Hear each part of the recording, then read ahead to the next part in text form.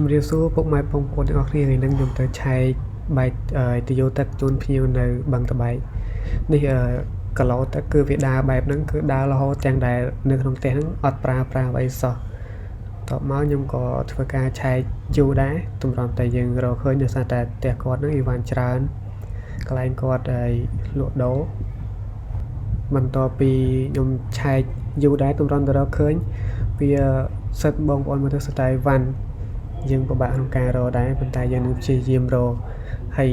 តាមពិតទៅគាត់មិនមែនបែកទៅយកទេដោយសារតែកន្លែងហ្នឹងមុខទំនប៉ុន្តែគេប្រើរ៉ាកហើយរ៉ាកហ្នឹងវាមានរងវាដែលធ្វើពីចតុនប៉ុន្តែវានៅក្នុងដីយូរទៅរងហ្នឹងក៏វាខូច